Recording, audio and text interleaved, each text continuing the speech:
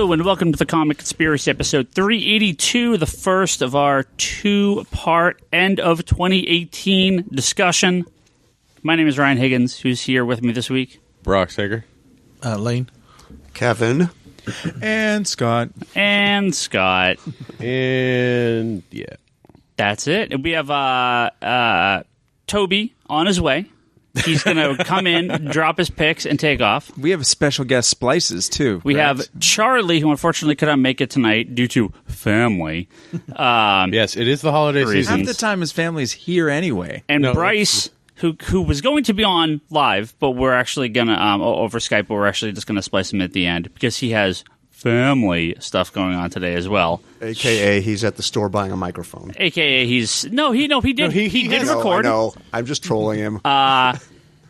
Does he still listen? Before this episode goes up, you should have already heard the new Bryce Briefly first time recording from his own house about Spider-Verse. So that's going up, as of recording, like today or tomorrow. How long was it? It's like 15 minutes. It wasn't too long. Oh, yeah. Wow. Yeah. He doesn't review the movie. He just introduces himself for 15 minutes and then ends it. So keep on listening past the episodes. We're going to have Charlie and Charlie and Bryce there at the end, giving their picks. But we're going to talk about our top.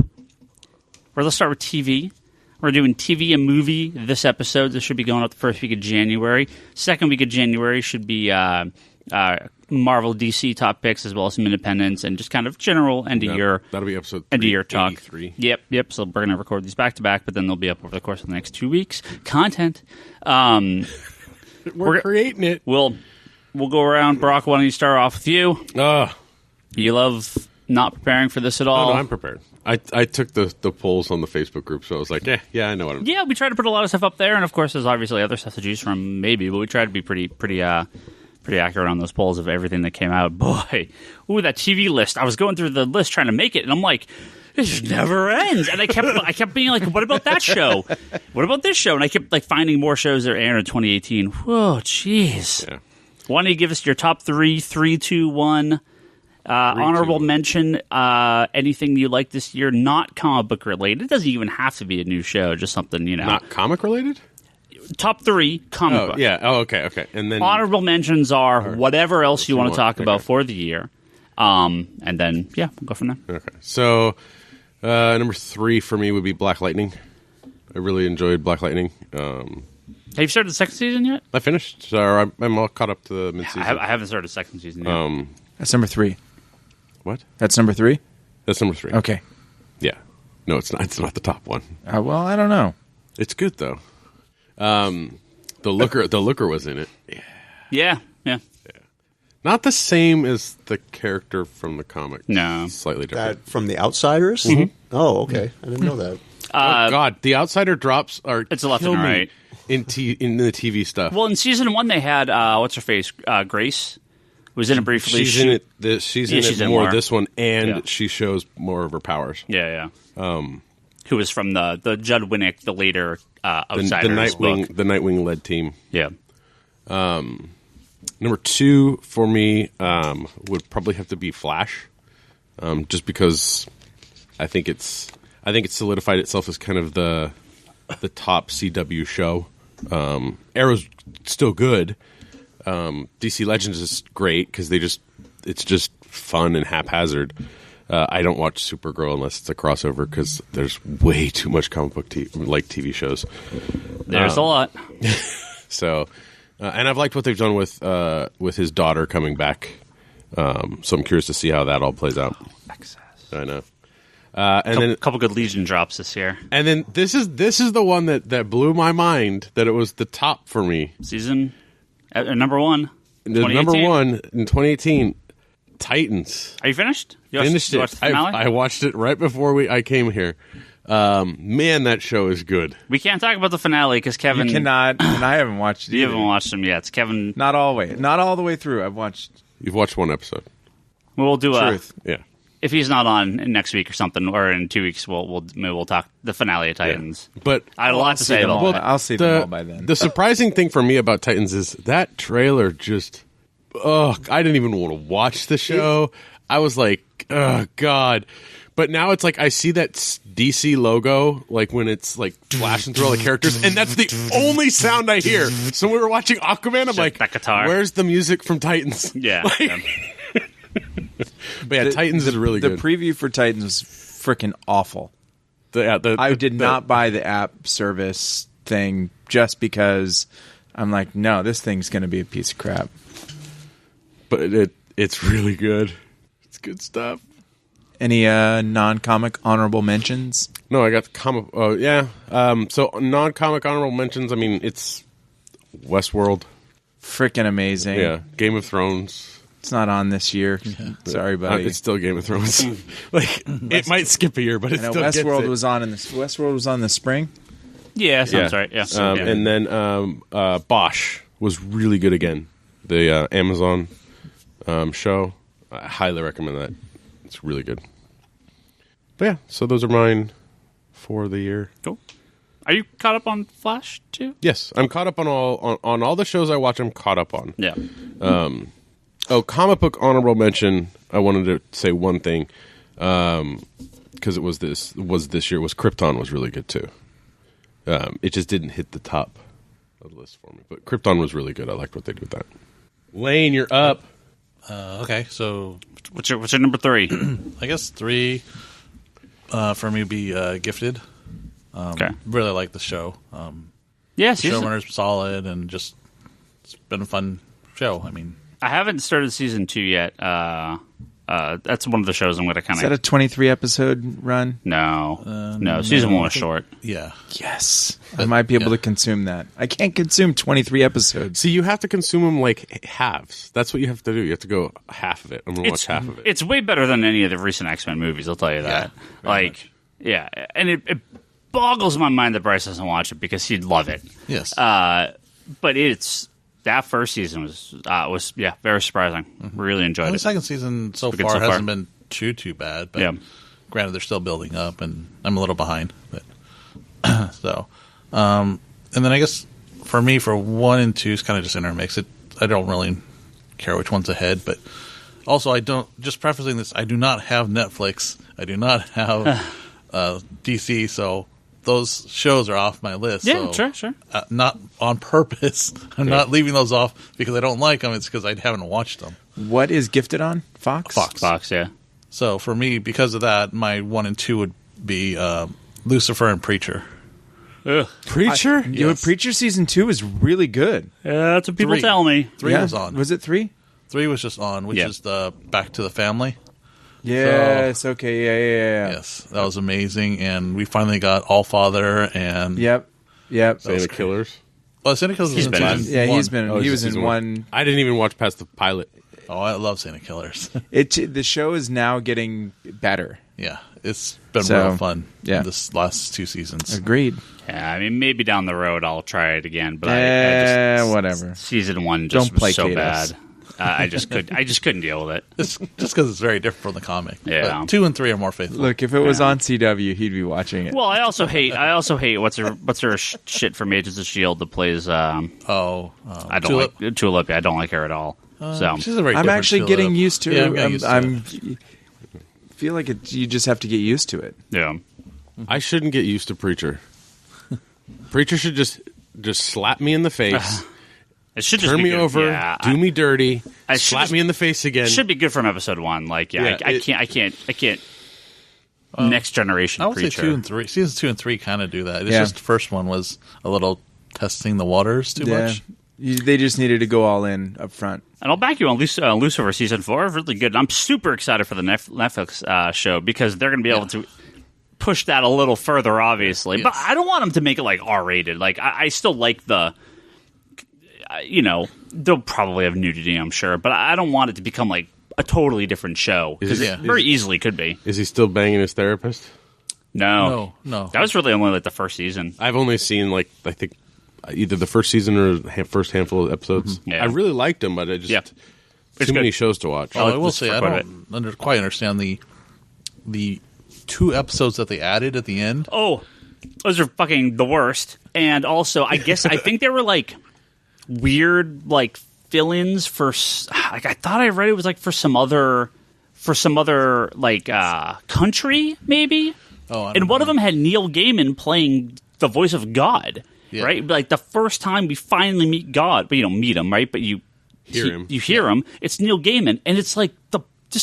What is this episode? Like there are these weird fill-in episodes that are meaningless. Yeah, they end and they make you think that it's like continuity, which doesn't make sense. No, they're way off. Yeah, they're totally. One of them almost felt like they were trying to do like a spin-off pilot for what's the girl?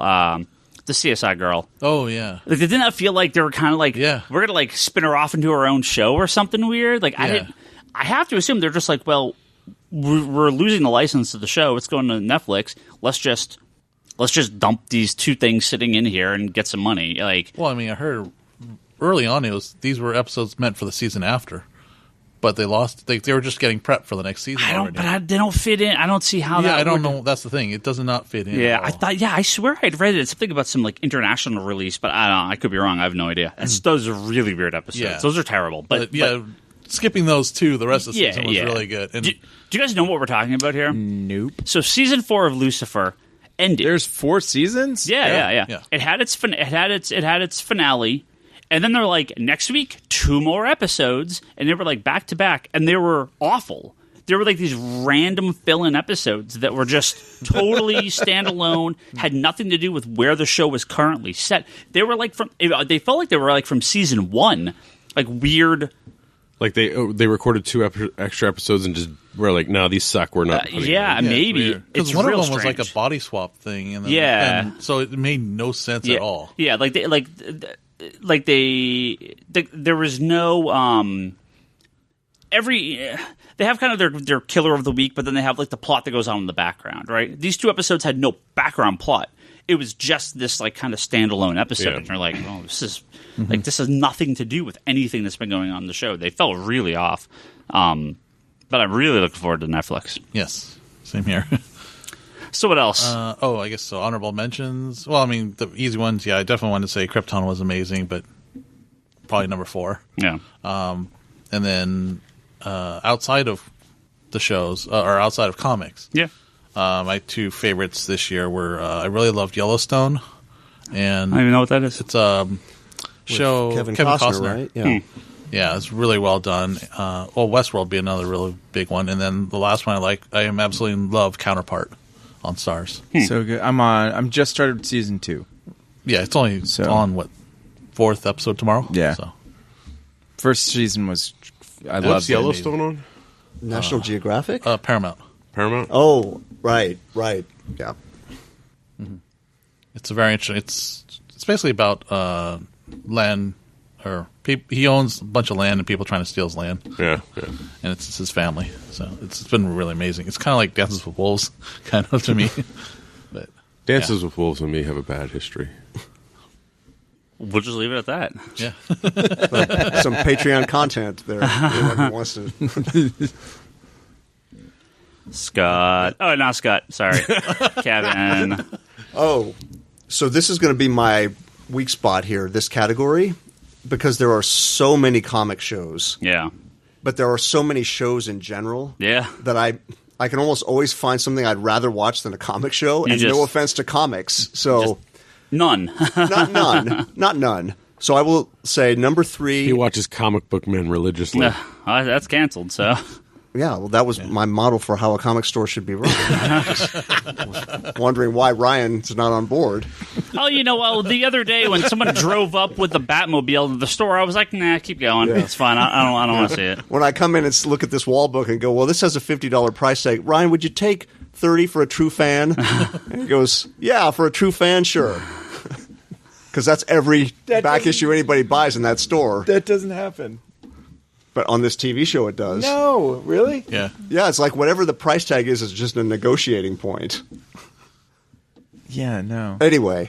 You still want that Captain Marvel, right? Number 3. Number 3, I'm going to say, is a placeholder for Titans. Just because well, see, here's the problem: is I'm not going to name something that I haven't seen all of, and I've seen random episodes of this or that. Yeah. So I'm going to leave that for Titans. I have not seen any, and Toby thinks I'm going to hate it. Yeah. And I'm going to watch I'm going to watch all of season 1, not to spite him, but just so I can give an accurate comeback to this. I don't think you'll hate it. I think I I think you'll have maybe issues with some of it, but I think you'll be okay with it by the end. Number 2, I will say the CW Elseworlds crossover. That counts. I'm way behind on all of those shows, but I don't think you need to be caught up to watch that crossover. No, the Elseworlds they stand alone fairly well. Ryan, I'm assuming this will be on your list or not. What's that? Elseworlds. No.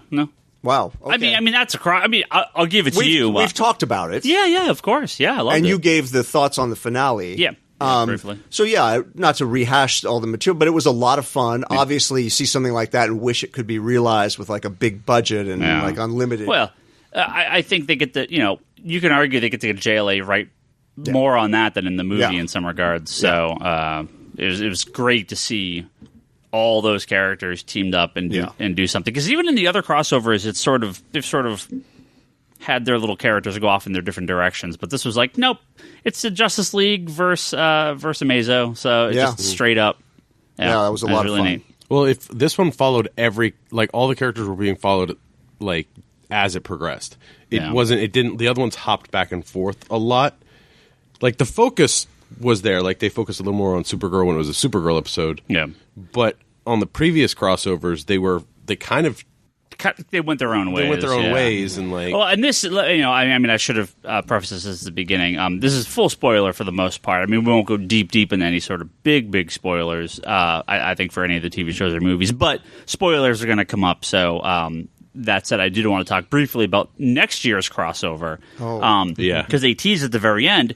Crisis on Infinite Earths. What? Right, for next year. Mm-hmm. Come on, man. Now, if there's a chance to do anything... You do this to me all the time. What? You spoil all this stuff. Oh, it's your own fault. You have plenty of time to watch this. You're not going to watch any of these shows anyway.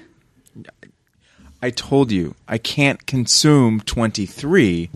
I can consume 4. Well, 10. What have you been doing? Got to go find it somewhere. Well, the Elseworlds, Elseworlds is only 3. It's only. I haven't talked to Marshall, and they're free streaming on CW. They've been free streaming for months. Do you have to watch commercials on that? Probably. Then no. They can't commit to commercials. No, I can't commit to commercials. Crisis is finally their chance to bring Supergirl into the CW universe, and I have to assume that's what they're going to do. It just seems to make sense because you have the characters and. There's not really a lot of, except for what's her face, Supergirl's sister, Alex. There's not like duplicates of these characters. She's the only one that had a duplicate that I think during the entire crossover. So I would assume Crisis will be the time where they can merge that all into one, and it would. But we're also getting Batwoman. But Batwoman's on the regular Arrow Flash world, so. But then also, isn't it going to take over Flash? What's that? Because, I mean, technically, this whole season of Next Flash should be Crisis. Because the whole thing is leading up to him disappearing. Well, that in the newspaper, it's like 2024 or something, or so it's early. Mm-hmm. Maybe they're going to be like, because of excess coming, because of something. Because everything is pushed forward. Yeah. The crisis because comes. Cicada was early. Sure, right. God damn you, Barry. That the crisis gets pushed forward. But I mean, again, are they killing Supergirl and Flash in Crisis? Right? Well, I'm just saying it'll probably be more than just the crossover. It might be further in Flash. Well, it said fall 2019. So again, you're right. It could be like this season of Flash and then leads into Crisis, into the crossover. That'd be great. Yeah, that'd be really cool. Continue. Didn't mean to derail. That was number. That was 2. Number 1. This is an easy pick. Is Daredevil season 3, which was by far, even having not seen all of the other Netflix shows, I thought it was great. We did a deep dive on season 1 back at the old store. Yeah. Season 1 is still my favorite just for that sense of discovery of seeing like the Nelson and Murdoch law firm and see him become Daredevil and all. I just love that stuff. Season 3 is probably a better story, but season 1 is still my nostalgic pick. And I think, although I didn't love 2, I think the missing ingredient for me in 2 was the Kingpin. Yeah. Who's just... Not really in it. Not in it at all, I don't think, in 2. I think he shows up a couple No, times, he's, like once or he's, twice. in the jail. He's in jail, Yeah. right. with Frank Castle. Which is like the best part of the show. Yes, Yeah. right. But anyway, when Frank goes away, the show... Yeah. So Titans, Elseworlds, Daredevil are my picks. So I'm sure so- Daredevil No, will be what on about yours. what about the honorable mention? Honorable mention, non-comic stuff. Barry on HBO. So amazing. Yeah, really. Gosh, I forgot Yeah. that was on this year. I loved that. That was great. The Good Place on NBC. The Haunting of Hill House on Netflix was both brilliant and not brilliant. I saw the first episode. I liked it quite a bit. Yeah. I would say stick with it. I'm going to average it out to very, very good because when it's great, it's great.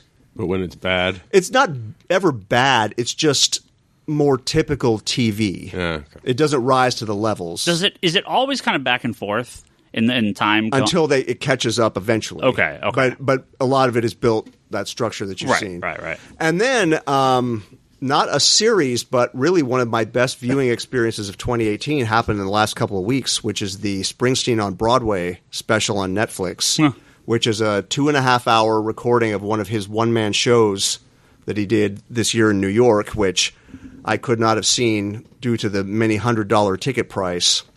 But anybody who's a Springsteen fan or just a music fan, it is really good. Those are my honorable mentions. On to Scott. And Scott. Scott watches a lot of TV. I do watch a lot of TV, but I they're do only not. 10, they're only 10 episodes. Do you not watch any 22-episode shows? Like, you just won't do it? I have not watched Is Good Place? network. full I haven't- season? I haven't watched. No, Good Place is only like 12. Oh, I thought you were. No, Thumbs not up a in Good Place. No. I thumbs up on the honorable mention side. Barry was amazing. Counterpart was amazing. The Marvelous Miss Maisel is really, really good. I don't know what that is. It's Netflix. It's Amazon. Amazon. Yeah. Amazon Prime.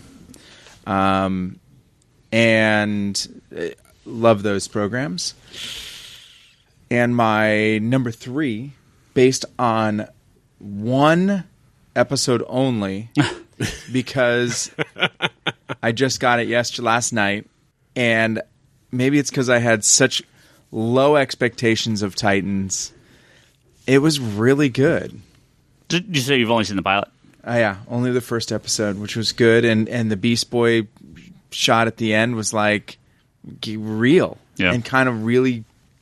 I got it. I was like, okay. Wait till you get to Doom Patrol. I'm all in at this point. So that's number 3, and it probably would have moved up. Number 2 is Sabrina, Teenage Witch, which is really good. Chilling Adventures of Sabrina. Yeah. On I Netflix. saw like a snippet of it, and it looked pretty good. Yeah. I mean, look, if it was 11 episodes on CW, You wouldn't watch Ryan would be watching. No, it was 11. What's but- your cutoff? 13. 13? Well, it's 10 in the winter special, so it's technically not 11. 13. It's technically only 11. Or technically only 10. Yeah. So Sabrina was good. I didn't think I would like it, but it got better and better as I watched it. So that was excellent. And number 1, of course, is Daredevil. It was my favorite of all of the Netflix, even above season 1. I loved the build-up. I didn't feel like there was dead spots. I loved it. It was great. That was my favorite this year.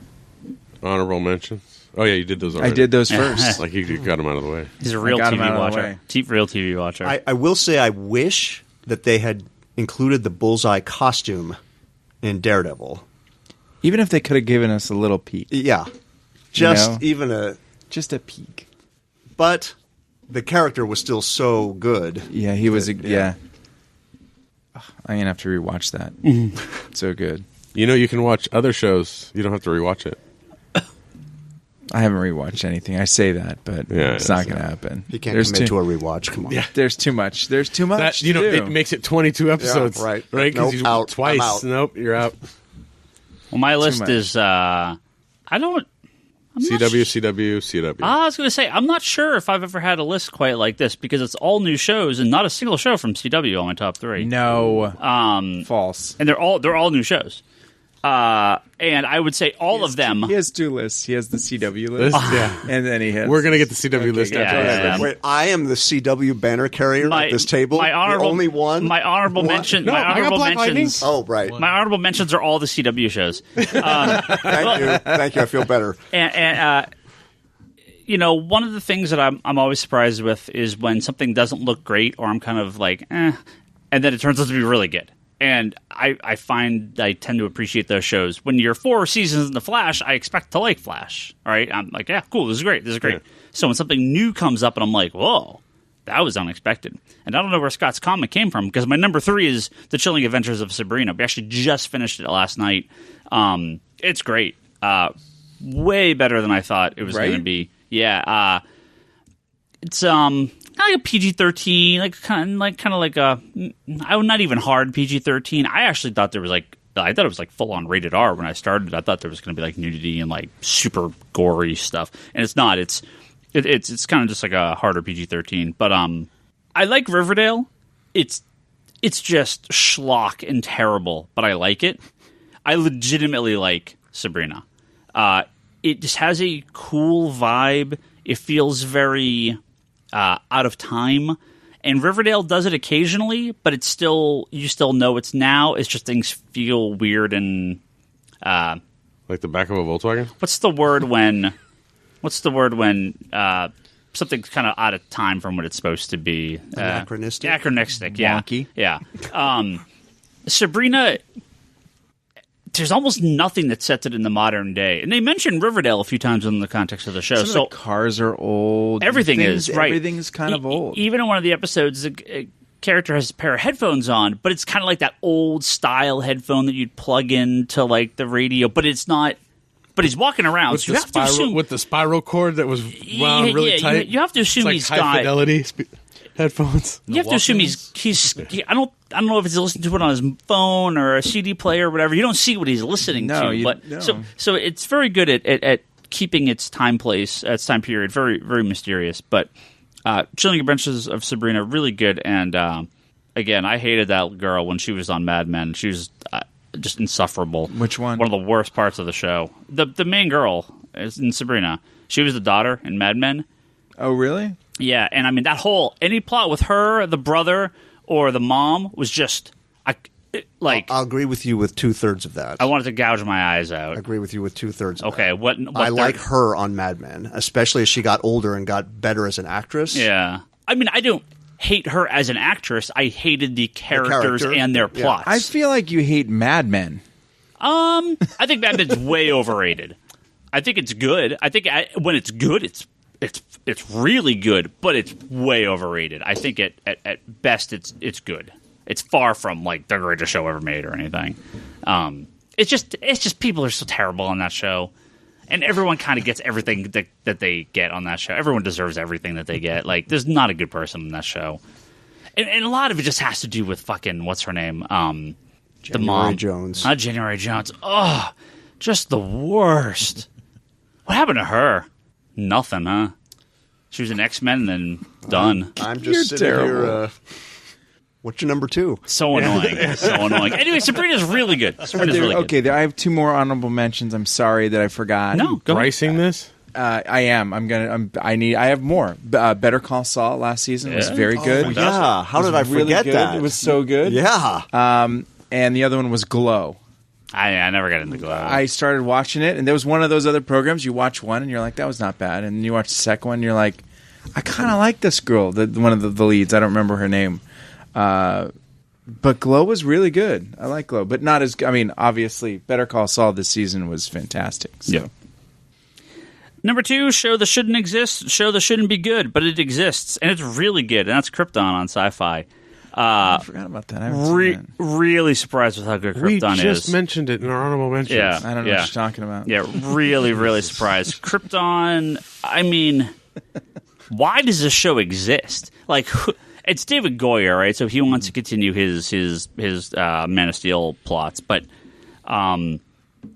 I mean, when they said Adam Strange was going to be in the show, I was like, all right, well, I'm in. Like, I'm in 100%. Adam Strange is in the show. I'm that's it. He's barely Adam Strange, but at the very end, they do sort of bring in like, oh, okay, you're actually bringing in like Adam Strange elements and Alana and Sardoff. They don't show up, but he has like a conversation with them, and he actually starts like using the Zeta beam to get around and stuff. So I'm like, oh, all right. It's But he's a time traveler in this, right? Yeah. So the premise of the show is he comes back to visit Jor-El's father. So Clark's. They had the pilot online, I think. Yeah. Because I watched the pilot, Okay. but I haven't seen any of the other episodes. Yeah. It's short, too. It's like 13 episodes, 12 episodes. It's not very long. Brainiac basically is being sent to Krypton to destroy Krypton before Krypton gets destroyed. And this causes Jor-El to never be born or Jor-El to not grow up, and therefore Superman never is sent to Earth, and blah, blah, blah. So Adam Strange, again, it feels like it's probably was supposed to be Booster Gold, and they're like, well, we're going to have the movie, so here, use Adam Strange instead. That's really what it feels like. It really feels like Booster Gold, especially the first few episodes. Booster Gold is going to fix the DC universe. Yeah. I mean, it'd be the perfect plot for Booster Gold to go back in time. I mean, he kind of fucks up a little bit, right? And he's like not sure what to do. So, I mean, it really feels like Booster Gold. But that said, so he goes back to stop Brainiac. to get Jor-El and get Sag-El, Jor-El's father, to try to figure out like how to stop Brainiac. And then they bring in the Zods, and there's some, I won't spoil stuff. There's some big stuff with the Zods, and then now at the end of the season, they kind of sort of saved the day, but now reality's changed, and so that Superman cape that was like slowly disintegrating, like in Back to the Future, as like time is solidifying in the future, has now switched to a Zod cape, right? So now we're like, oh crap, season 2. We have the Zods, who were basically good guys in the first season. Okay. Now we're like, they're now taking over Krypton, and they shouldn't be. So I think Krypton, the show itself, really captured that feeling we got when we saw that opening scene in Man of Steel. And that's exactly. I mean, it's David Goyer, same guy. It had to be. He's like, I want to do more because it's the same. I want to do more of this. The same look, the same technology. Well, it's similar. Krypton expands on Rao. It expands on like the houses, the class systems. Like you see, they take a lot of the John Byrne mythology. They have the birthing pod, like the birthing pods. Yeah. So a lot of that. Some stuff from the movie, some stuff from the John Byrne mythology. But no, I think it's really, really well done. Good production budget too. Like it's a cool looking show. Well, and it like I think whenever people think of Krypton, they think of this beautiful planet, and then the planet blows up. But this really shows kind of Krypton is down. Like the planet is not.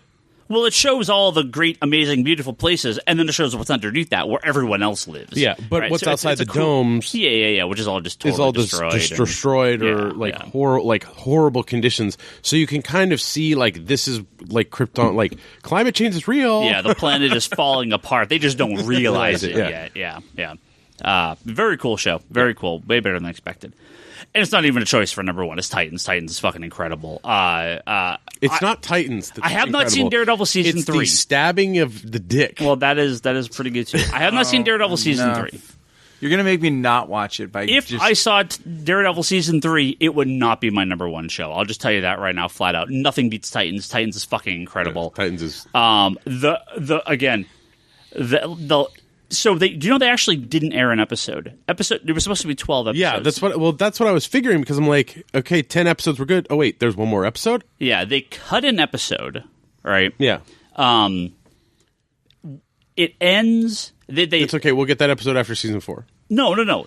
What they said, the producers said they liked the cliffhanger of episode 11, so they're cutting that, and they're taking the episode 12 extending it into the season opener for season 2, and then expanding the story because they wanted to like go in a more of a direction. There should be no spoiler to anyone. If it's a Titan story and it revolves around Raven, they're obviously going to deal with Trigon, right? Mm-hmm. I get the feeling they want to do more with Trigon, and I think that's why.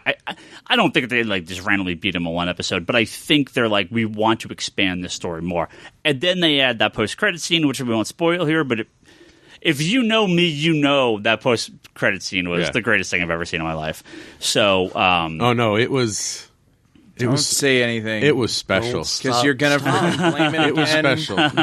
You're gonna. Yeah. Let's just. I just want to tease these two. No. I just with one word. No. Damn it. Do it.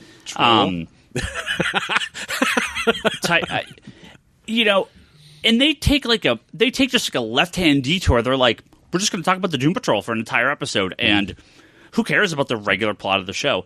Oh, we're just going to have a dream for an entire episode and not talk about the regular plot of the show. Mm-hmm. Oh, we're going to have an entire episode about the origin of Hawk and Dove and not talk about the regular plot of the show. So that goes in like...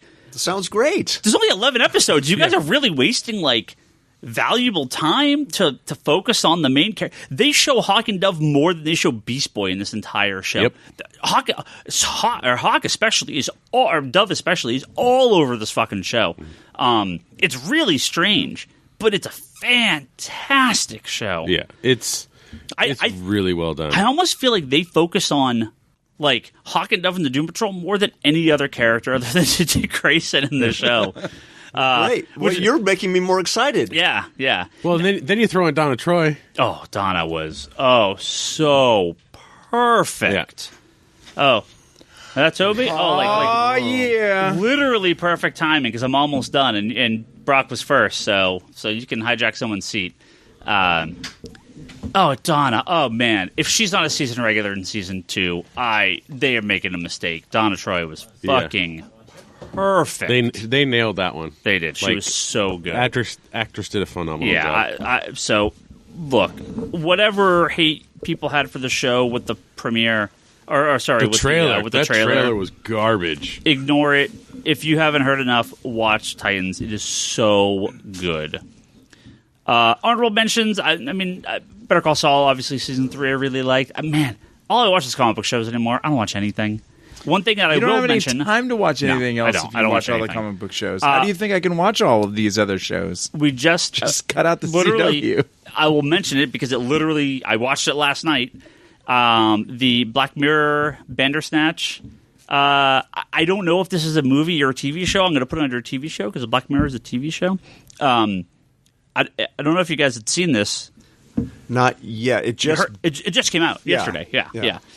It's a choose your own adventure mini movie TV show, and not the first of its kind. I mean, they were doing this stuff with like CD-ROM adventure stuff back in the 90s, but pretty cool. And like most Black Mirror things, extraordinarily fucked up. Totally worth your time to go watch it. You can't watch it on everything. Like PS4 will work. Your PC will work. We have a slightly older smart TV, not that old, just a couple of years, and it was like, nope, you can't. This won't work on this. So you have to use it on certain devices. But very interesting, totally worth watching. It's fun exploring all the different paths. I choose my own adventure when I watch TV. I just want to sit back and I don't want this to be that the images and the sounds just come at me. No, I totally don't want this to be a thing that happens regularly. Like I don't want this to be like the new 3D. Like it just you could like if people want to experiment this occasionally, it's neat, but it would just get so boring after a while. Don't just so don't look at a repetitive. Coinstar. Huh? Don't go look at a Coinstar. They've put in like 3D like advertising above the Coinstar. What? So it's like Back to the Future where it looks like it's floating in air. Really? Yeah. The hell? Yeah. I was at weird. Safeway today and I was like, what the fuck? Well, you noticed it. I guess that's what it's trying to do. It didn't make me want to buy anything. It just was like, that's going to make me sick. I don't even know what a Coinstar is. You put in your change, they take 10% and give you back dollars. Oh. Yeah. The machine that takes money and gives you it less gives you back. less money. Yeah. It takes money and Yeah. get less. Yeah. But you don't have to deal with the change. Yeah. I mean, like, if you're sitting on hundreds of thousands of dollars worth of old pennies, like, go for it, right? But, like, spend your change. That's what I throw my pennies in a Coinstar. I bring my nickels and dimes and quarters to you. Yeah. So those are my top picks. Now, Toby, you have a very limited time. Yeah. You couldn't have nailed this more perfectly. Let's hear you. I was watching you guys on the cameras. I actually hacked it. It's not just Leanne that watches you now. It's me as well. So let's especially when you hear walking with your pants down for Julian Titus. Dang. I know. Hey now, or Dan Didio. I've been taking videos, so I can blackmail you later. Ryan, did Marshall tell you that? Yeah. Wait, Dan Didio wears no pants? Yes, he wears no pants. Brilliant! No, Join the club. Oh, no pants. Oh, something else? No pants. What was I going to say? Your top 3 comic book related TV shows of 2018. Yeah. And then a couple honorable mentions. I know you watch a lot of non-comic book TV shows. 3, 2, 1, please. 3, 2, 1. 3 is Titans. Okay. Like a lot of other people here, I think. Yeah. Even the 2 people that haven't watched it had it on their list. Really? I watched one. You had it on episode. yours? I held a spot for it because I'm going to watch it. I still think you will hate it. Okay. And I think you will absolutely hate I'm it. committing And I to watched watching one all epi- of the season. Oh, and you watched one? One, yeah. I finished Okay. the 11 earlier.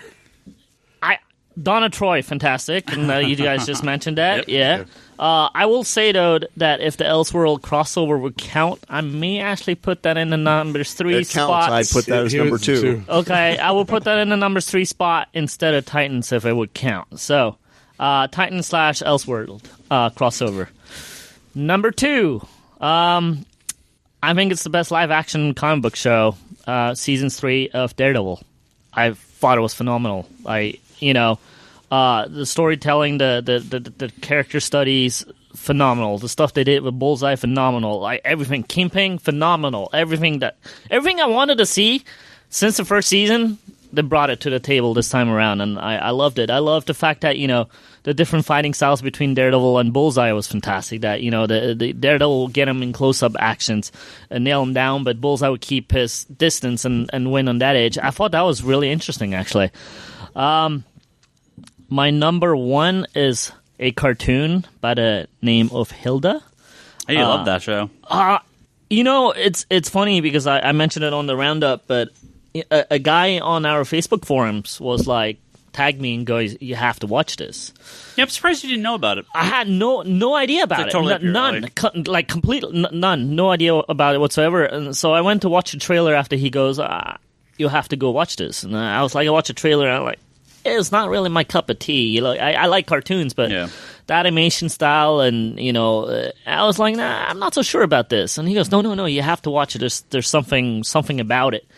Well, fuck it. One day I had a bad day at work and, went to my car to eat my lunch because I don't want to see people. And I just put it on and I was blown away by how good this show is. I mean, it's the stories were told so well. It's written so well.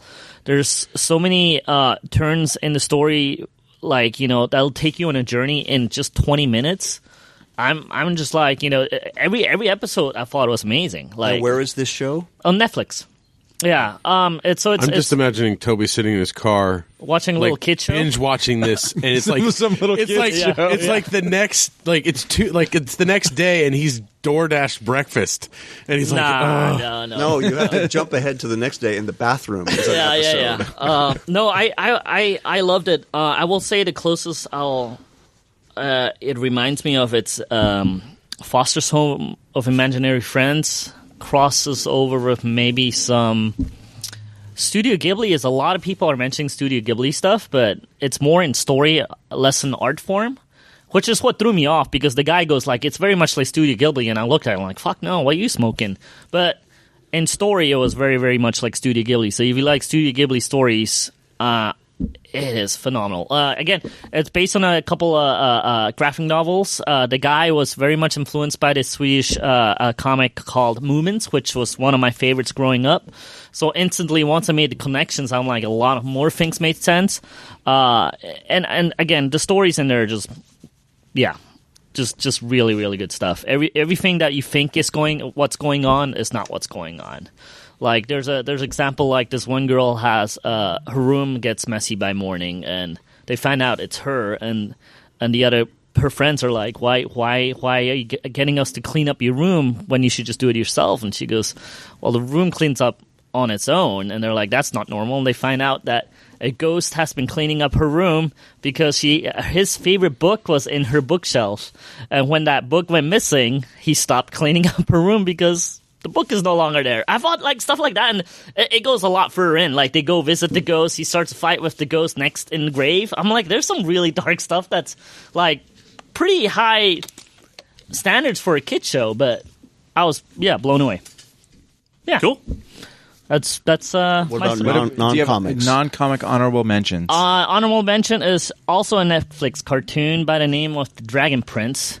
I thought the animation, especially in facial expressions, was a little lackluster. They probably skimped out on the money there a little bit, or the time to spend to animate the facial expressions. The action was phenomenal, but what really drew me in close is the story. I thought the story was really well made.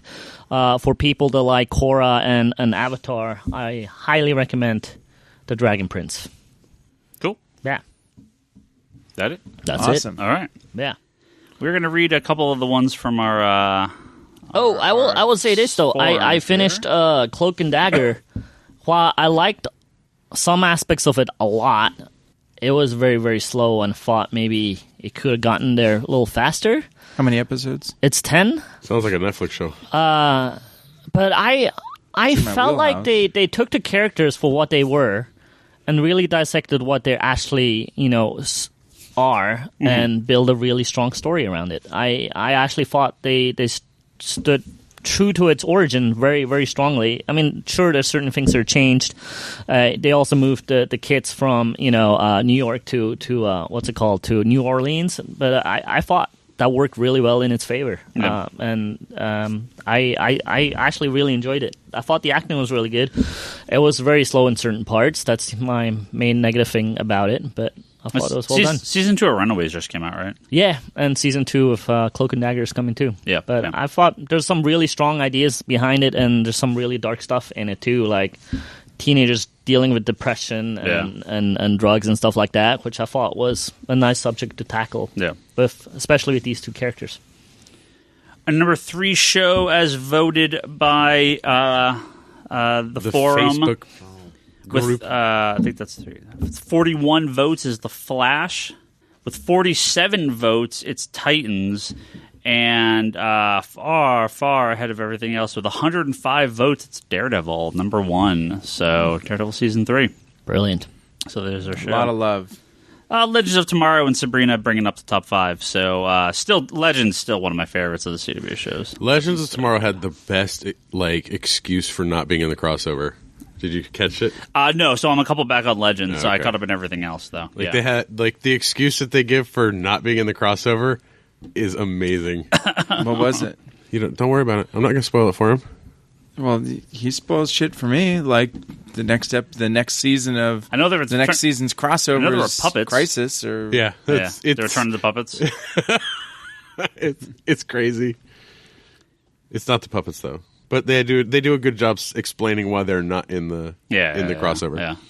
I can't wait for Crisis. Toby Can't will we'll get you out of here as soon as you can. Okay. We're going to do our top 3 comic book movies, Yep. and then any honorable Jesus. mentions as Kevin. well. Did you just drop if your you want to. sandwich? Well, see, it was a mild noise at the back of the mic, and now you've just made it into a big production. Yeah. Brock. You just gotta let Yeah, stuff well, like that obviously go. his sandwich is in his belly and therefore dropped to the chair. Okay, not funny. Got it. Move on. I get Toby. it. Yeah. Top 3 comic book movies. Go. 2018. 3, 2, 1. Number 3. I hate to say it with you present because you made a big deal about it, and I like to fight you on everything. Aquaman. Okay. Yeah, loved it. I think I loved all the story arcs of other characters more than Aquaman's own story arc in the movie.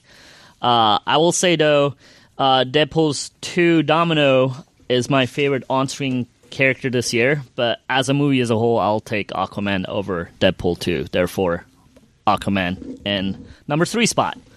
Number 2 and 1 is easy because they're pretty much the same spot. And I think I'm gonna go with Black Panther as number 1 and Infinity War as number 2, but I think they're pretty much the same spot for me. Black Panther because it surprised me so much. I didn't expect it. So I don't know what's harder for a character that I don't expect. I guess that's easier to make me go holy shit, or to go Avengers Infinity where I go it has to be holy shit, and it was holy shit. I guess that's maybe harder. So maybe therefore Infinity War should have number 1. So yeah, I don't know. Both of those fantastic. So yeah. What's your What else was out there this year in 2018? Watched a lot of random movies. Honorable mention number 1 is absolutely Bumblebee. 97%. I love that movie. I absolutely adore that movie. It's everything I wanted in a Transformer movie. It's, in the 86 movie version, the cartoon version, my favorite thing about the Transformer movie was the friendship between the kid and Hot Rod. And this movie, at its heart, is a friendship between the little girl and Bumblebee, and that's really what I wanted. And it's basically like an E.T. movie. Isn't the little girl not a little girl though? It's Haley Stansfield, isn't she? She's Isn't like it? 18, 19 in the movie. Okay. She can legally drive. She's Fair like enough. 18. I think actually, yeah, her 18th birthday is in the movie. Yeah, but it's kind of like E.T., but the Transformer versions of E.T. And I thought I had a lot more heart than any of the Bay movies. So whose finger glows? No finger glowing. Okay. Yeah. But yeah, loved it. I thought it was brilliant and well done by the Kubo director. And I actually kind of hope they continue it. So this is kind of like my first class.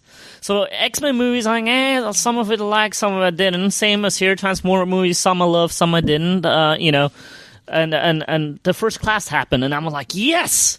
This is the movie, and I wanted a sequel to First Class, but then they started like linking it to the other movies and stuff like that. They just needed to go off on its own.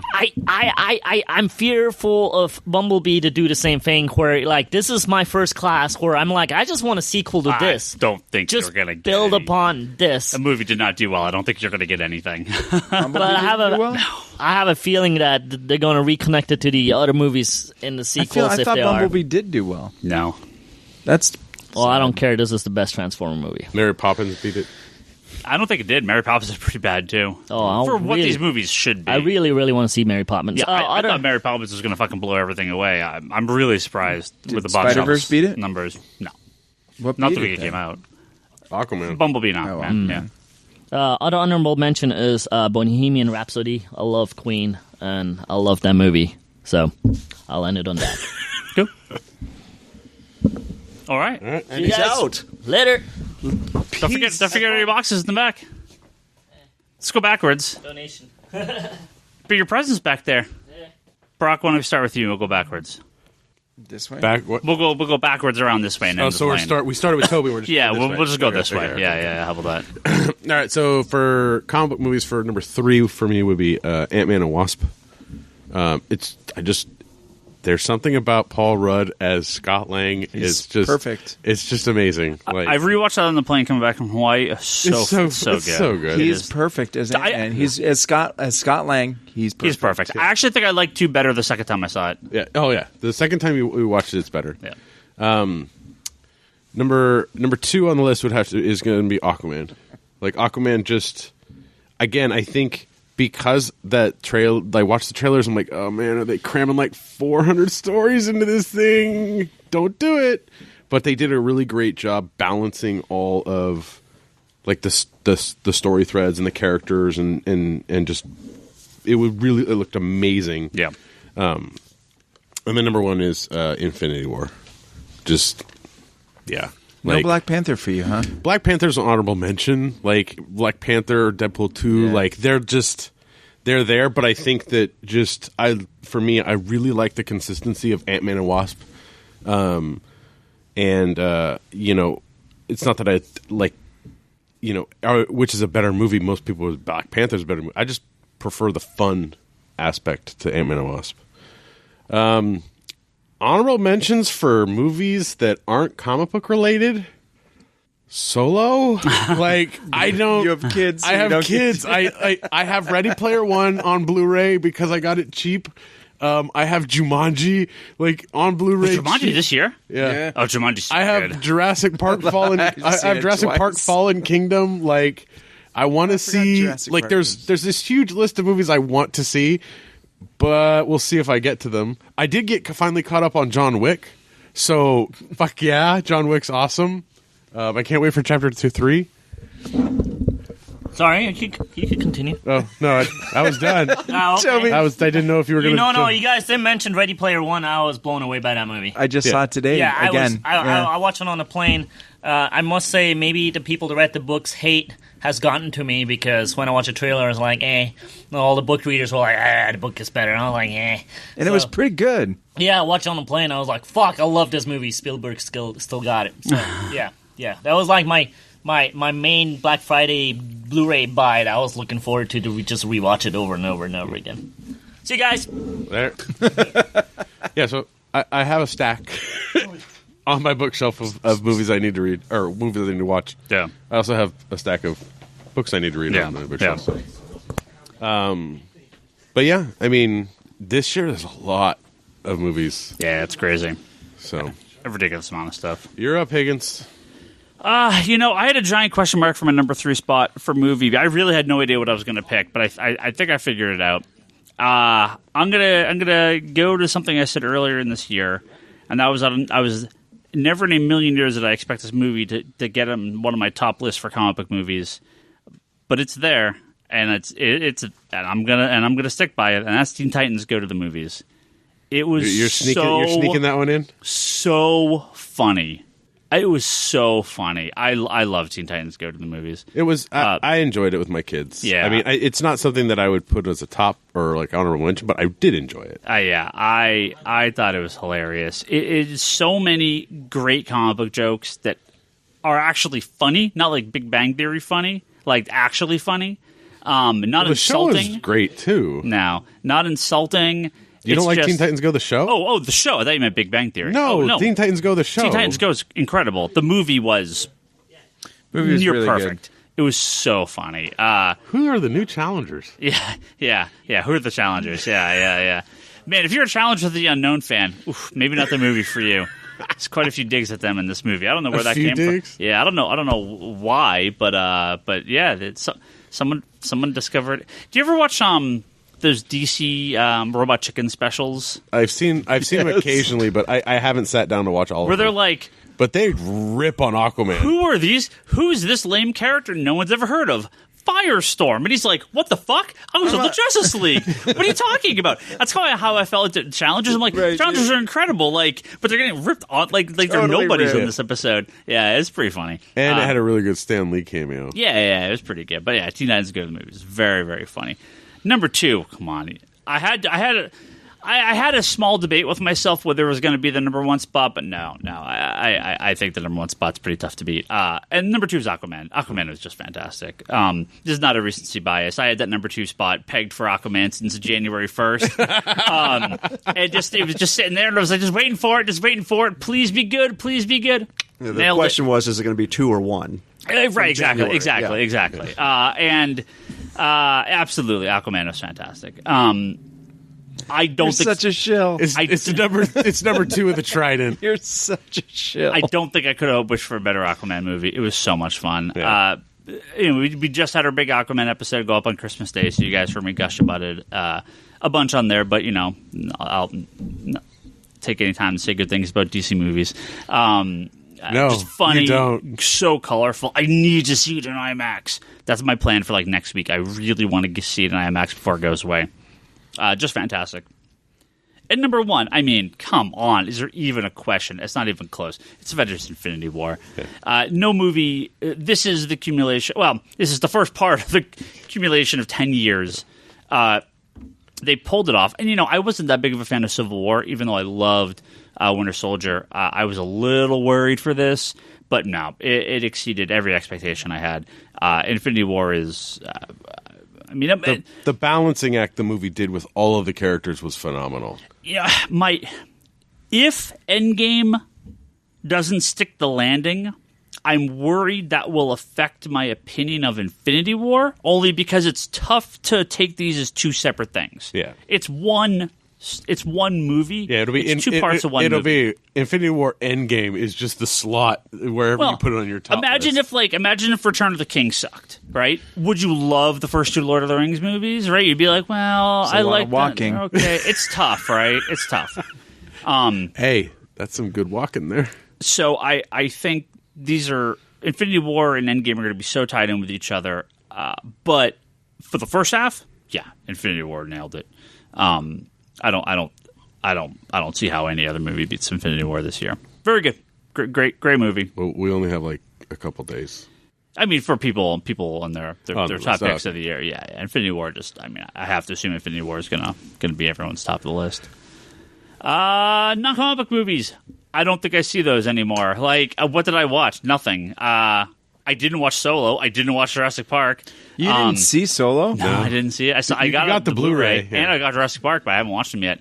You didn't go see Fallen Kingdom in the theater? No. What is wrong with you, dinosaur I lover? had a very busy summer. Dude, you are like if anybody, I mean, people who've listened to the podcast love don't understand Ryan Higgins' love of dinosaurs. I do. Like if you No. I love a Jurassic Park. Oh. I don't actually like dinosaurs. I mean, I like dinosaurs within the context of Jurassic Park, but like, yeah, unless I mean, I don't know anything about dinosaurs. I know what Jurassic Park tells me. They don't have feathers. If it has feathers, it's not a dinosaur. Get those fucking feathers out of here. Yeah, did I see anything? I saw Wreck-It Ralph. That was good. I haven't seen Mary Poppins yet. I want to see that. That's Disney. That doesn't count for you. Did you go to any movie with Leanne that she dragged you to something? No, I don't think so. I mean, I saw every single comic book movie this year, obviously. Yeah. Except, yeah. Obviously. I mean, yeah, you even saw Venom.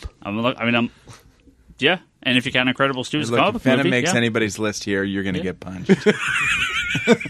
And Ryan, Venom was a contender for number 3. Shut up! Venom, because that movie surprised the hell out of me. The surprise factor. I saw the expression on your face. I was just wondering what confession was going to come here. Venom. I don't think it's the movie itself. I think it's that mid-credit, end-credit scene that I like Venom more than Deadpool 2. Shut I had some problems. I had some issues with Deadpool 2. What? I liked a lot of it. But I don't like the fact that the whole X-Force thing, like, that was just like a dumb extended joke. I didn't like that. Like, there were some problems with Deadpool 2. Come on, the Vanisher? So good. Yeah, it just seemed like weird, not mean-spirited So good. really, but Did just anybody odd. see Once Upon a Deadpool here? No. No. Charlie? Charlie will be edited in right here. Charlie, your thoughts on Once Upon a Deadpool? No, Ant-Man and Wasp probably would be my number 4. But I did like Venom quite a bit.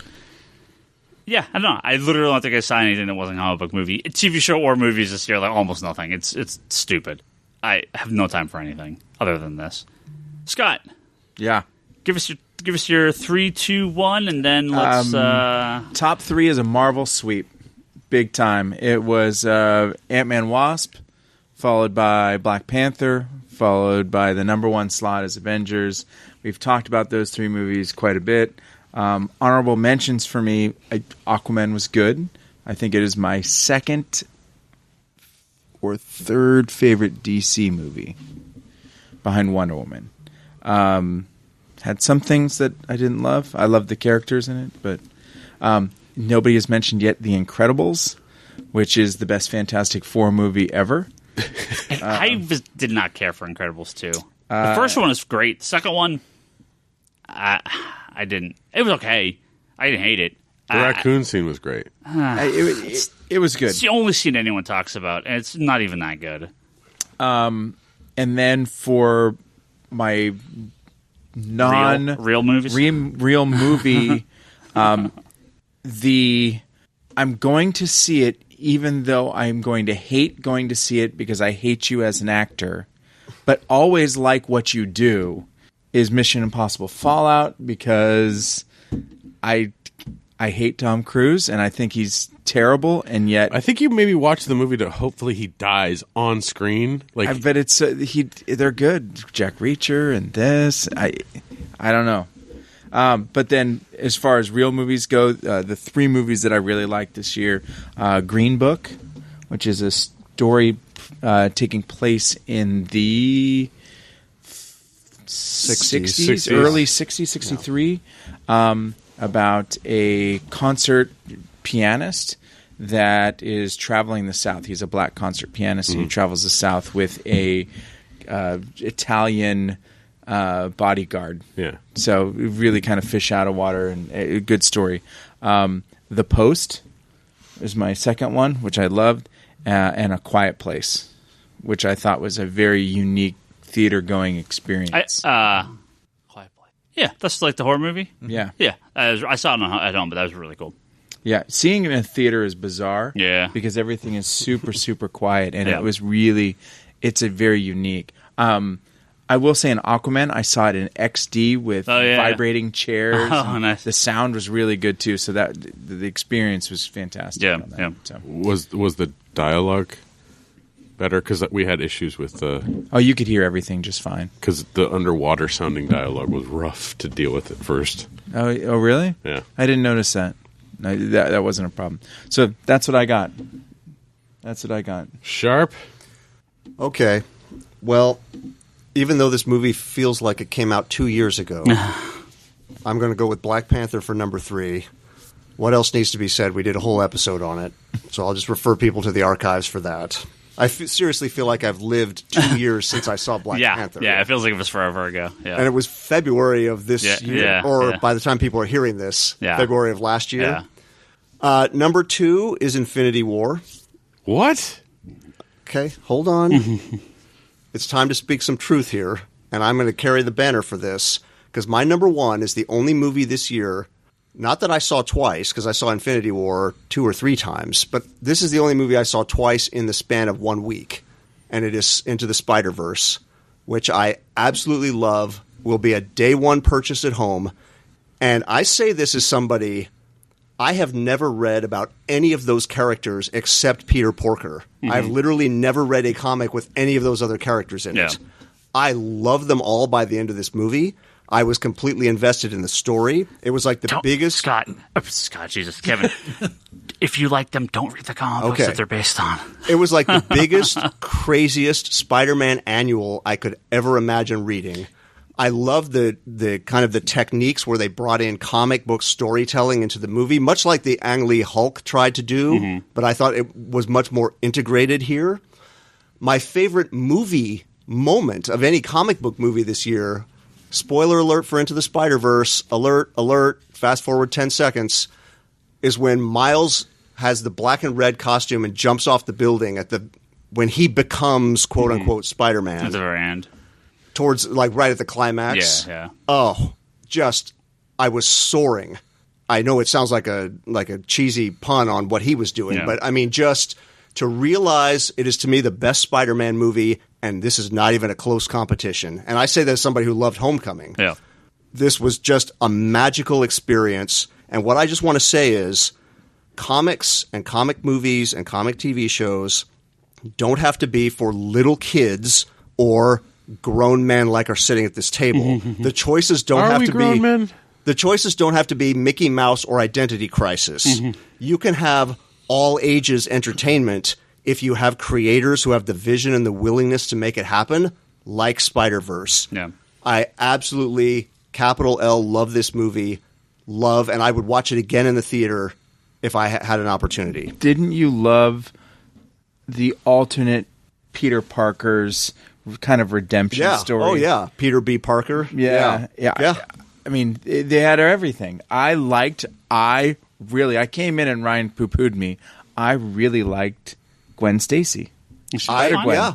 Really liked her in that movie. I'm like, Yeah, wow, no, all the characters in the movie it. are fine. I wish I liked wanna any go other get comic book versions. Yeah, I want to go get the comic book, and I'm like, no, they're terrible. you don't. I don't want to go read any of it. The best is, I like that noir Spider-Man. What's he been in? Nothing. Like 2 issues? Yeah. His Hero Click was pretty good. I'm just going to let them exist in the movie form. Yeah, you're good. I mean, the only thing I know, Ryan, you didn't like the amount of hip hop in it. Oh, Well- I loved it. Okay, my complaint, I thought it was appropriate for this movie, Oh, for sure, this of course, story. of course. I didn't love the designs of some of the villains, No, yeah. but gosh, if that's my worst complaint, I still magic. Me and Charlie kind of talked around this a little bit because it wasn't out, and this is kind of a spoiler-free episode. But we're well into it now, and people have asked, like, "You're going to talk more about Spider-Verse?" And I'm like, I really don't have too much more to say about it. I thought it was fine. I thought the story was okay. I hated a lot of the visuals and a lot of the designs. Hate's a strong word. I didn't like them. I didn't care for them. The story was sort of like, well, here's a bunch of things I don't care about. It's fun, but I don't care about these characters. I don't care. I have no. There's nothing to keep me intrigued in these characters post the movie, right? I mean, I have a connection to the characters in Avengers or in, Aquaman. I have no connection to these alternate reality Spider-Man characters that the stories I, based on the comic books, are ones I don't like or don't care about at all. So to me, it was really hard for me to connect with this movie, visually having problems with it, and I thought it was fun. And I thought the story was fun enough, but it just really did not click with me. And people were coming out being like, this is better than Infinity War. This is the best comic book movie maybe ever. And I'm just, I weirdly just don't see it at all, actually. And that's cool that you did like it, because I believe that is I'm actually surprised it was not on Toby's list. I thought Toby loved it. I was shocked too. Yeah. Has he not seen it? No, he saw it. I thought he loved it. He did love it. Yeah. Maybe he's listening right now and forgot he's like, God damn it, I forgot. Yeah. You can hear his car screech in the parking lot. I'm not gonna argue it's better than Infinity War. Yeah. I'm going to argue I had a better time watching it. Right. I'm not arguing your personal preference here. I feel like I'm missing something because of people's response to this movie. I wish I had that response. I did not. And to me, as much as I love animation, I think it's tough for an animated film to beat a live-action film for me when they're competing on the same ground, right? And you can joke, yeah, Infinity War is 95% animated, sure, whatever, but there's still humans there. And to me, an animated movie about Spider-Man, like, it's cool. I mean, I love Batman Mask of the Phantasm and Return of the Joker, but are those better than The Dark Knight? Not in a million years, right? I love them, but it's not the same thing. So Spider-Verse is like, it's a cool thing. I personally wouldn't put it above, I'd put it above Amazing Spider-Man, Amazing Spider-Man 2, Spider-Man 3, maybe Spider-Man 1, but I love Spider-Man 1. But above Homecoming and Spider-Man 2? No. But again, I'm not trying to argue. I wanted to continue my conversation because we didn't really get to have one. And you guys, Lane, did you see Spider-Verse yet? Okay, yeah, you hadn't seen it. I haven't seen it. The amount of movies to take my kids to this Christmas was a lot. I think they would like it. I think your kids would probably... it's one I'm definitely going to pick up on. Yeah. A lot of the times, if I don't get to see a movie on Blu-ray that I would like, I'll just buy it on Blu-ray. Yeah. Like when it comes out. Like I don't know if for the people that love the visuals, I don't know if it would have the same effect when you're watching it on TV as it would at the big theater. But and speaking as a old school Spider-Man fan, this is what you were talking about earlier of being surprised by something where you didn't have any connection to the characters or any. Yeah. That was me walking into this. Yeah. So when I walk into Spider-Man 2, the Tobey Maguire one, or Homecoming, I'm predisposed to like it or to hope that it's good because it's quote unquote my Spider-Man, and I love both of those movies. Don't get me wrong. Yeah. I'm saying the freedom and the animation and the storytelling here frees up Spider-Man in a way that you just can't do in live action. Sure. And that's what just really got me. Okay, quickly, honorable mentions. I'll just do 3.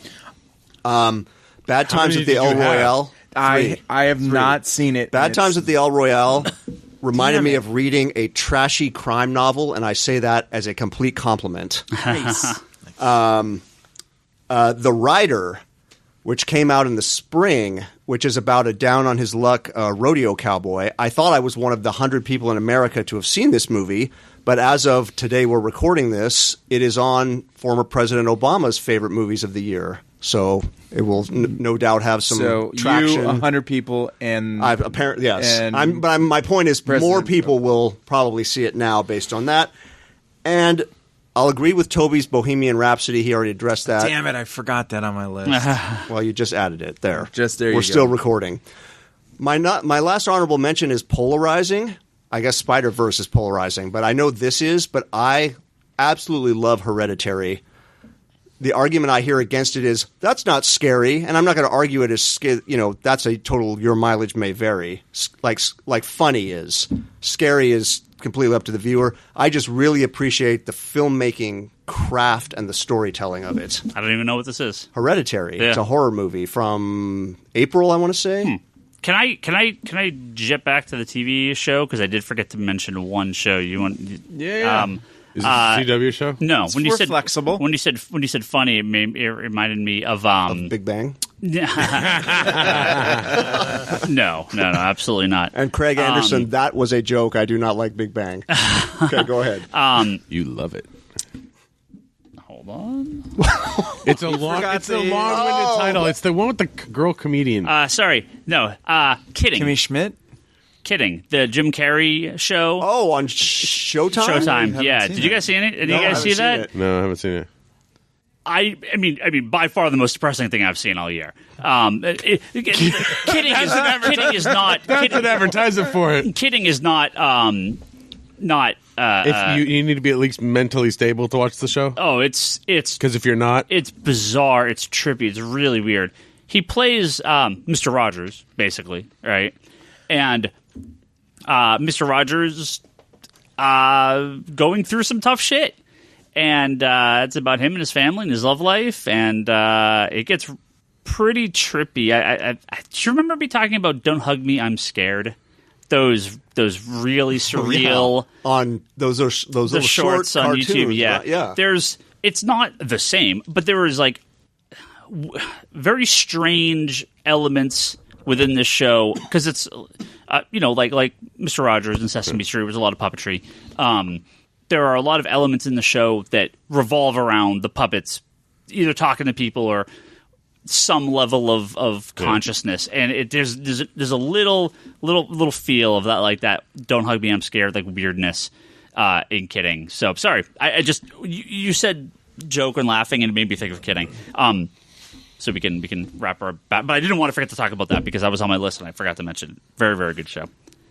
But let's wrap back around. Oh, Lane, take us out. okay. I guess so. Start number 3 for me would be Infinity War. 3. Wow. I mean, it was a great movie, but granted, also I will say I did have a little bit of a less than perfect movie-going experience on that one. How sticky were the floors? No, it wasn't really the floor. It's more like it got a bad seat and had bad, That can affect the movie. But I mean, Absolutely. the movie was still Oh, good. Jeff. But I Front still, left. I do have some issues with the movie itself still too, personally. But it still is a really good movie. Looking forward to Endgame. Number 2, and the only reason it's lower than the first two, number 1 and 2, is more just number 1 and 2 I saw twice in the theater both, and it's more like the one difference between them are I had a smile on my face the whole way through the other two movies versus Infinity War. I enjoyed it, but it wasn't like, to me, I wasn't like gleaming from the movie. Yeah. So number 2 is Deadpool 2. Okay. Granted, this is coming from let's see. I'd be the number 3 cable fan on the show. I don't know. I think you could beat Bryce. I think you're number 2 now. Does Charlie? So this is a question that we don't know the answer to as we're recording this. Does Charlie and Bryce's love of Deadpool 2 get them to choose, or of Cable, get them to choose Deadpool 2 over Infinity War? I say no. I say no. I say no. I say no. It just depends on where Charlie, Deadpool 2 is on the list. Price no. Listeners, you'll have to let us know on the other side of this podcast. Yeah, we'll answer that email in 2024. So what's your number 1 then? Aquaman. Yes, my boy. Oh. My boy Lane. When we walked out of the theater, because he had seen it the night before during the Thursday show, he was like, I knew you were going to love that. And I was like, yeah, that was really good. Wow, Lane, go out on a limb there. Yeah, it wasn't too hard. So to Lane, He's getting store credit. Aquaman is it Aquaman number fantastic. 1 on your DC list? I don't know actually. It's pretty close. I mean, It's like a 5-way tie for me. So I wouldn't be It that better close. not be a 5-way tie. 5-way tie for I A+. think for me it would be a tie with Man of Steel. And it still's good. But Wonder Woman's both of them good. are pretty good.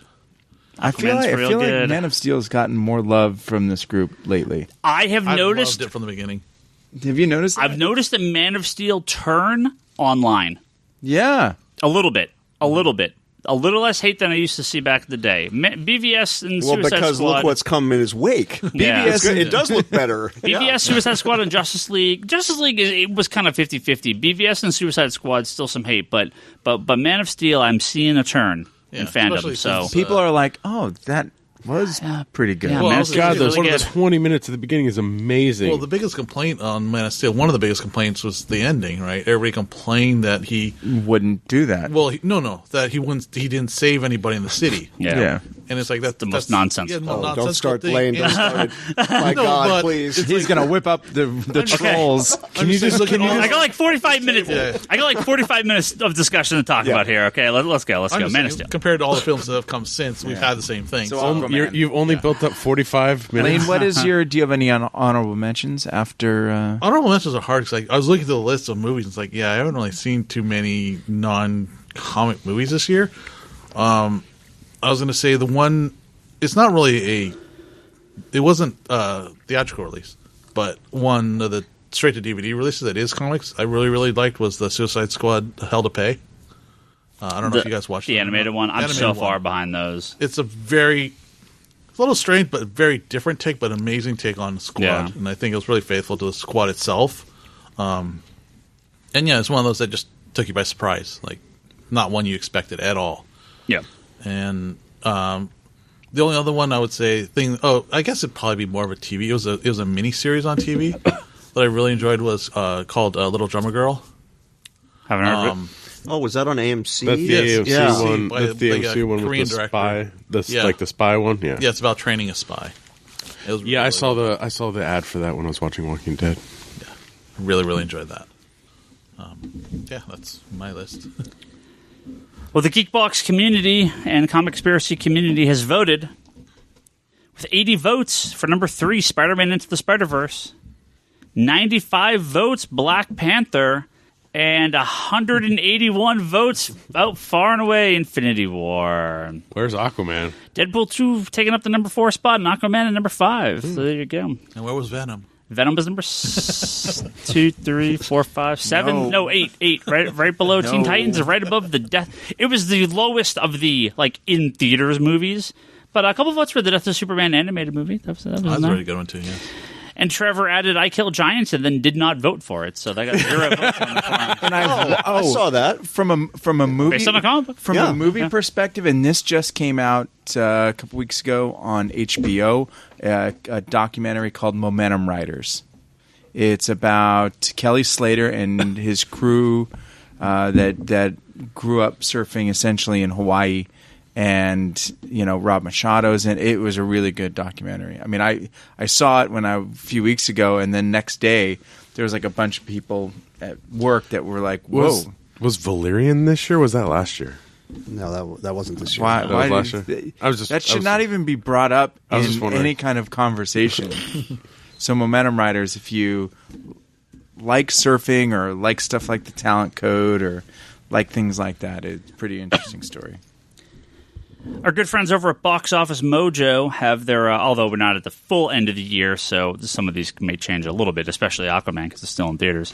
They always talk about the people are getting burned out on these comic book movies, but if you look at the box office, you would have no idea because Black Panther was the number 1 movie. They don't have international mixed in here. International changes things pretty dramatically, but number 1 with a bullet with Black Panther was $700 million domestic, making it one of the highest grossing movies domestically of all time, too. Absolutely crazy. Right below it, Avengers Infinity War at the number 2 spot at $678 million.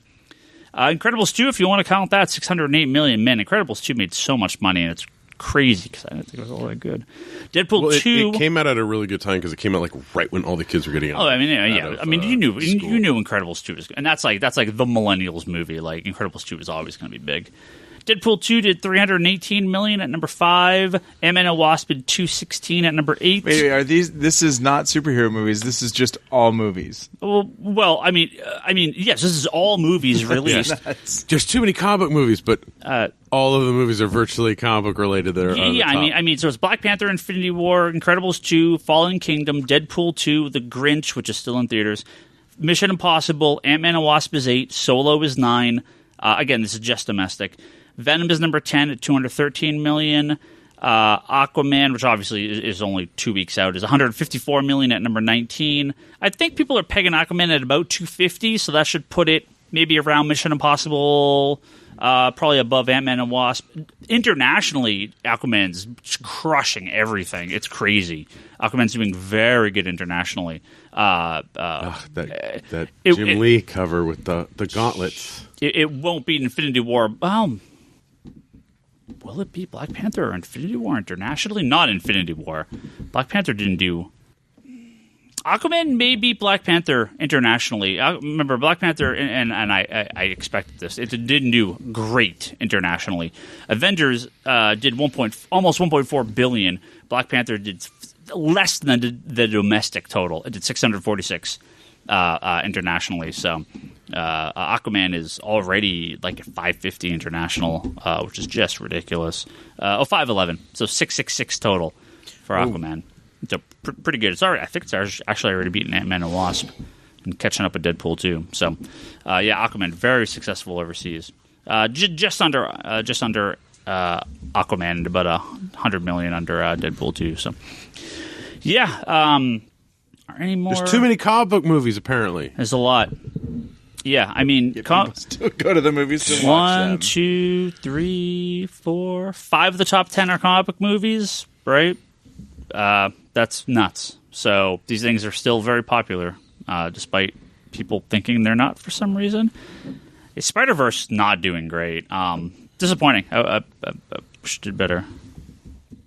It's made like 91 million 91 million domestic, and I don't know what international Bummer. numbers. Yeah, 91 mil. Yeah, that'll have legs though. That's going to be a.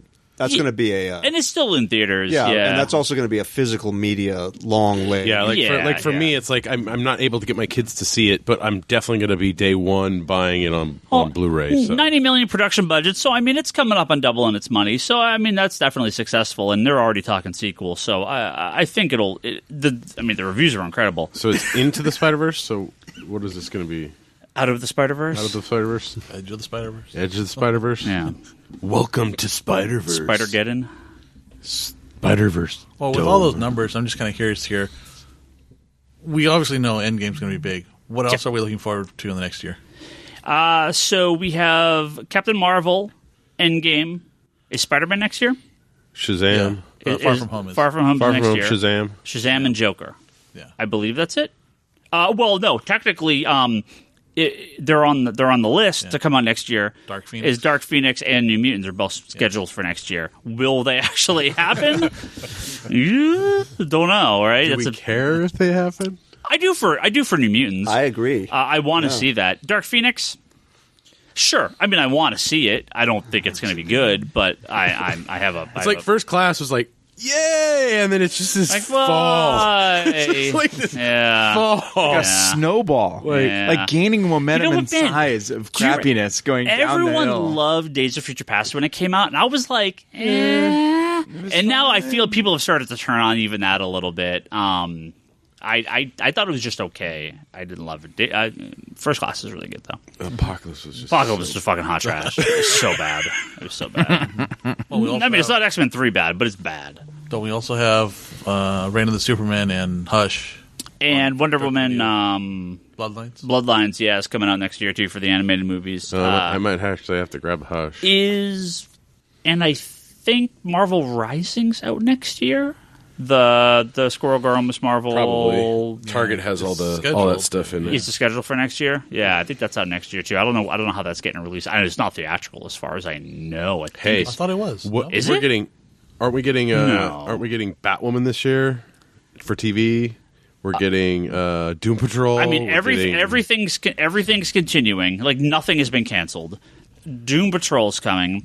No, Daredevil was canceled. Okay, sorry. The Netflix stuff were canceled. Game of Thrones is coming. Winter is coming. It's here. Yeah, we're getting Batwoman. We're getting Doom Patrol. We're getting Young Justice. Swamp Thing. We're getting Swamp Thing. We're getting the Harley Quinn animated. You know what I'm kind of excited about? We're getting Snowpiercer. The TV show? Is that Amazon? Yeah. Yeah. I'm interested. I never saw the train one. Yeah. Really? I don't know how they're going to do a series of it, Wait. but the movie was fantastic. The movie was great. I love the movie, You never saw it? I never watched it. That's a to watch. Yeah, I know, It's very know. good. But then again, the movie wasn't it only book? It's book 2 of the series. Yeah, I think so. I don't know. I just liked the movie. It was good. No. A lot of goddamn comics. And yet didn't make your top 3 comics that night.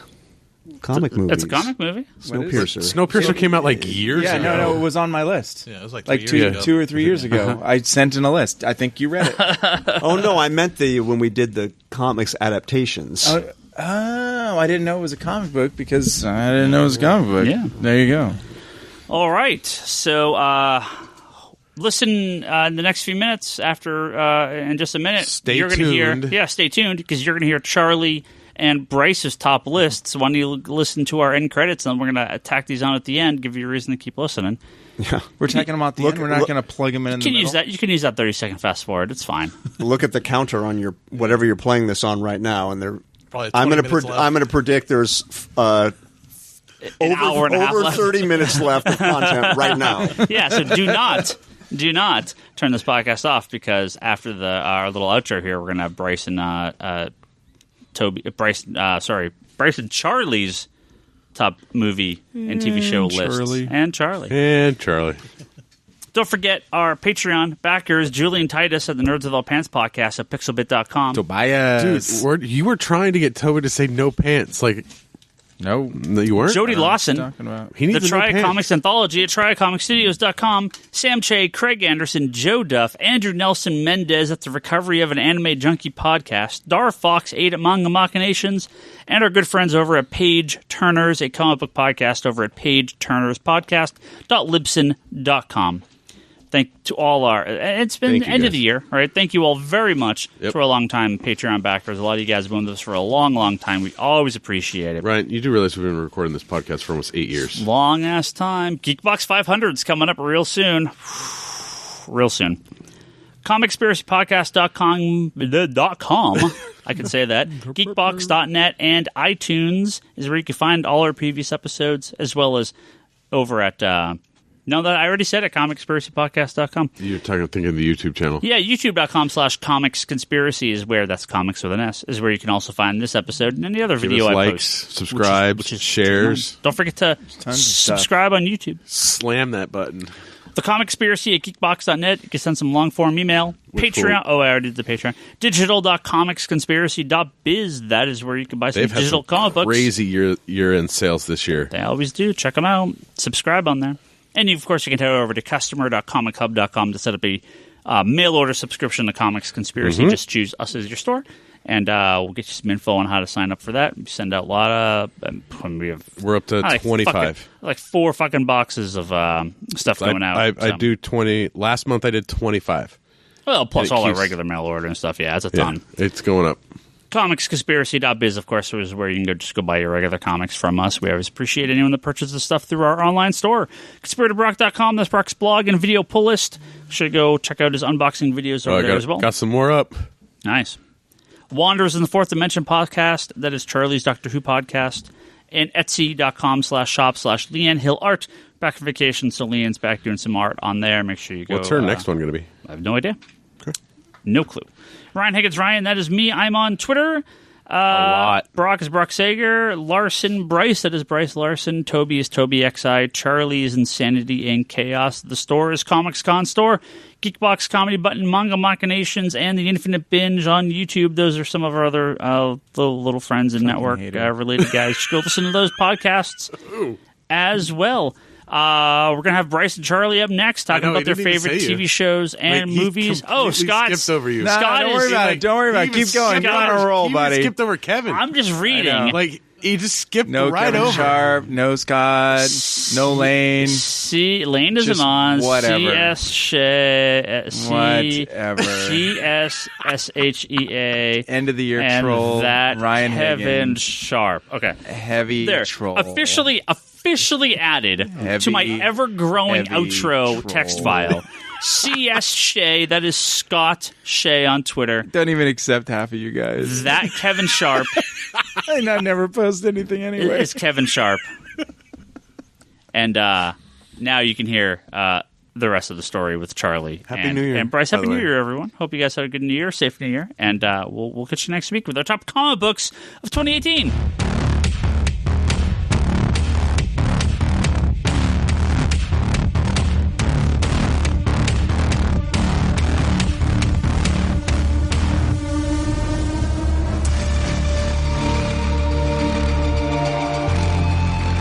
Hi, this is Charlie. I couldn't make the normal recording, so I am recording this to be spliced in or to be individually, however Ryan wants to do it.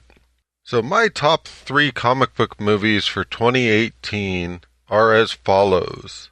Avengers Infinity War, because I love the Infinity Gauntlet, and it was great to finally see that on the big screen.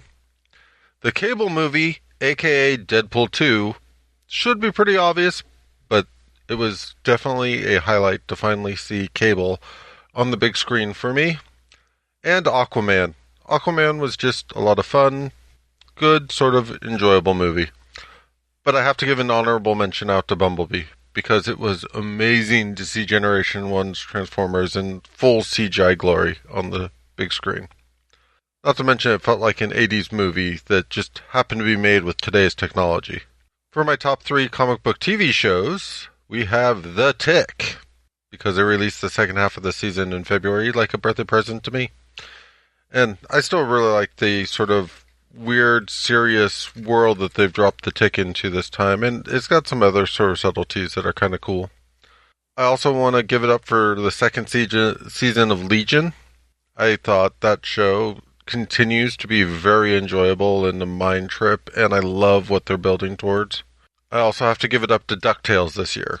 I've enjoyed the DuckTales reboot. I've enjoyed, of course, David Tennant as Scrooge McDuck and the great cast, but it also captures the spirit of the original show, and you have Gizmo Duck, and yeah, it was everything I was looking for, and I'm glad that it's already been renewed for a bazillion seasons.